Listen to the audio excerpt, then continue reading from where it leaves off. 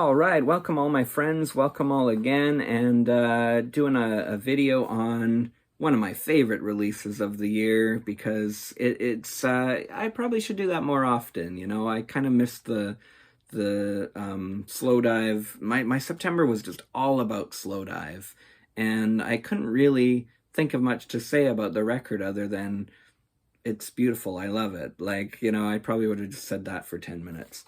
But yeah, it isn't it now. It certainly is, boys. Animal Collective. Um, One of my favorite bands ever, and these guys never disappoint me. I mean, they're incredible. It's kind of like, see, I didn't get to grow up with the Grateful Dead, but I appreciate everything they ever did. Whether we're talking, studio or live. Like I'm one of those people that actually does like their studio output. But I never got to be there when they were releasing a new album or anything like that. Because their last album came out in, I think, '89, the one with Foolish Heart on it, Built to Last. And, there's tons of archival stuff, but I've never been there for the main event. And I kind of feel like in spirit or in vibes, not really in sound, but there's a lot of parallels from the Grateful Dead to Animal Collective. Both weren't ever really commercial bands or on the charts very often, but they both have their just completely fanatic fan base. That's two fans, but anyway, that just go crazy over their stuff and talk about them all day long and follow them from show to show and bootleg their shows. Animal Collective fans, more than a lot of current bands I listen to, their message board, every time they play a show the next day, someone's uploading the MP3 or sharing some videos, and people are talking about the new tracks they're playing because they're often on tour for these albums, playing songs from the next album. And sometimes songs predate, like this album, they've been playing some of these songs for like 5 years. Now, COVID didn't really help that, but they've famously always kind of performed songs way before the album came out. Like their most popular album and the one everyone talks about, which is an amazing album, is Merriweather Post Pavilion. They were playing those songs like a couple years before that album even came out. And some of them were under different titles, like Bear Hug for Summertime Clothes, but it was there. So this one, I mean, they haven't done too many main event albums since Merriweather. There's been two mainline albums, Centipede Hurts in 2012 and Painting With, both of which I liked a lot, and I loved Centipede Hurts. But both of them got pretty low critical opinions, and yeah, they've all had solo projects. There have been tons of EPs that have come out, and also some kind of non-mainline events, like a couple soundtracks to Crestone and The Inspection, and also there's a soundtrack to kind of a documentary, Tangerine Reef, which is incredible. And they have incredible EPs that are always coming out that I just alluded to, like Bridge to Quiet. Amazing stuff, but not too many albums. So last year we got Time Skiffs, and this is the companion piece, Isn't It Now? Now, they were recorded at different times and in different ways, but all those songs are kind of from the same era.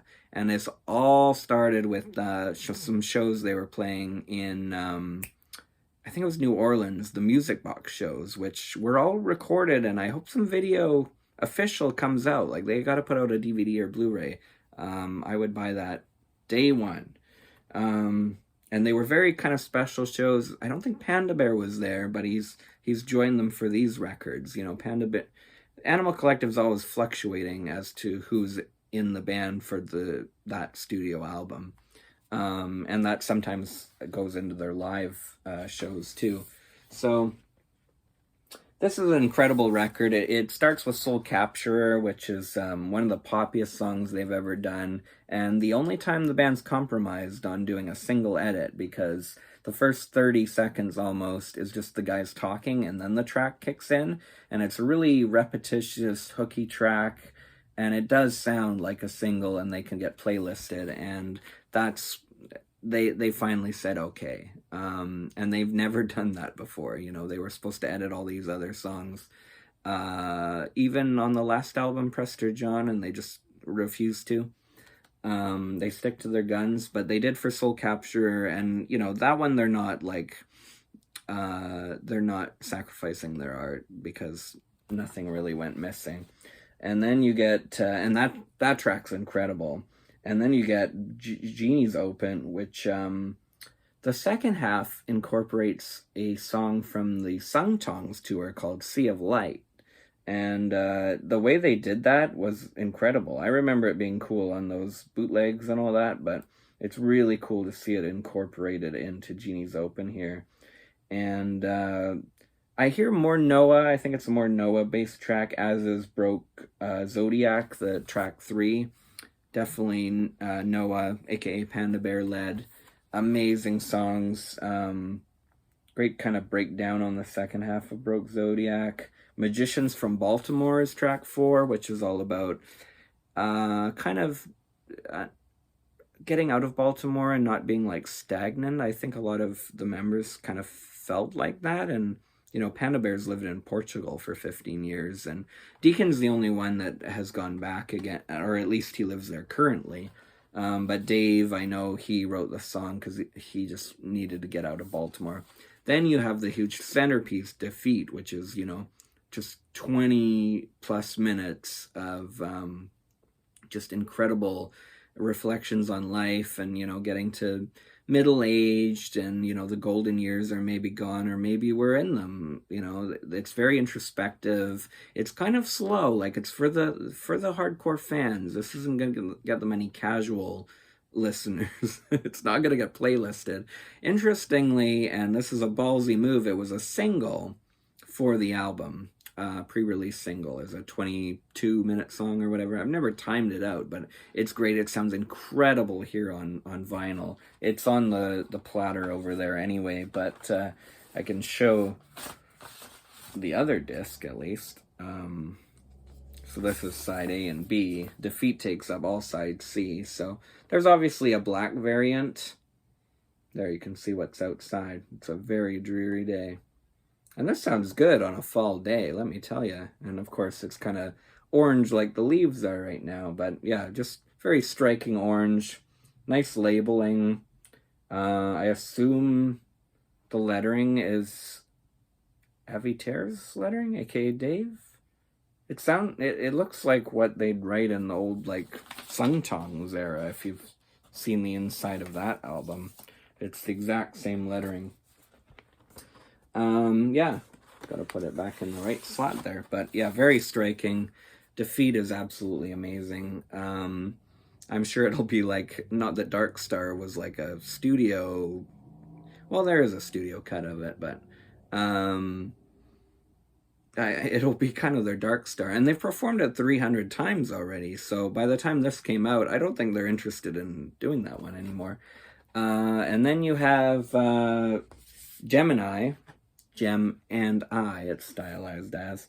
And that's another Panda Bear one. It's really kind of burbling, and it does sound a lot like some of his solo stuff, but in a good way. And this is their most kind of live sounding record in a lot of ways, or maybe since like Feels or something like that. So in a long time. And having that in the fold, like for tracks like that, really make you kind of appreciate the band dynamic, because some of Panda Bear's records are some of my favorite albums of all time, but it's a much different feel. And it's either super acoustic like Young Prayer, or it's sample ridden, like nothing but samples, like Person Pitch, one of my favorite albums ever. Or it's super kind of digitized and almost robotic sounding, like Meets the Grim Reaper. No matter what, it's a win. Like, these are all incredible albums. But yeah, Gemini is very written in the same way. That kind of breakdown at the end, or in the middle rather, is so Panda Bear, but it's just really cool to hear, because he's playing like live drums on these tracks, and it's cool to hear the other guys in the background and all that. Stride Right is right up there with Magicians from Baltimore, Broke Zodiac, and Defeat as being one of the highlights of the album. and it was kind of a piano ballad that Deacon brought to the band, proposed to the band, and they. It sounds like they were a bit lukewarm, but Panda Bear's or Deacon rather is very hard on himself. So any criticism, he probably wants to go in a hole and work on the song for like 100 days and then bring it back again. Because, but I mean, and I think the band would all agree. I know that Noah said something to this effect, but it's a triumph. Like it's such an amazing piece of music, and it deals with kind of loss. And Deacon's stuff is pretty heavy. It always hits really heavy, like Wide Eyed from Centipede Hurts, or Royal in Desire, I believe it's called, which is probably my favorite Time Skiffs song, which is saying a lot because that's an incredible album. But yeah, this one follows suit. It's kind of the same as Scott Time Skiffs, but different, if that makes any sense. And it is a great companion piece. And if you listen and know the band well, then you'd probably agree with that sentiment. All the clubs are broken. Now, this is the only problem, because there's no problem with these last couple tracks, but the fact they're kind of tacked on at the end, and I know that the band didn't want to end with Defeat because they thought it was too depressing. I actually think that would have been a good ending, though. Or they could have ended with Stride Right, I think. But King's Walk seems like it should be maybe in the middle. And this song seems like it should maybe be like track 4 or something, All the Clubs Are Broken. Because it's like 2 minutes, it's got kind of this dance beat, so it makes sense. You could play it in the clubs in an alternate universe, and it's all about, how everyone's busy doing their 9 to 5. Things aren't really the same anymore. And it's very, very repetitious, even more than Soul Capture, which, kind of beats that hook into your head, and that's what makes it a great pop song. But All the Clubs Are Broken is even more kind of repetitious, and, it just kind of fades out before you're even used to it. It's 2 minutes long. It seems like an interlude track. So to have it penultimate is kind of weird. But so that's probably my only criticism with this album is the sequencing.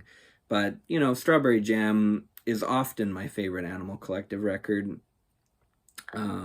I say often because, it's kind of, sometimes it is, sometimes it isn't, because they have so many classics under their belt. Sometimes my favorite is Merryweather. Sometimes it's the debut, Spirit, They've Gone, Spirit, They're Vanished. But that one also, the sequencing to me always was a little weird, even though it has some of their most grade A material on it.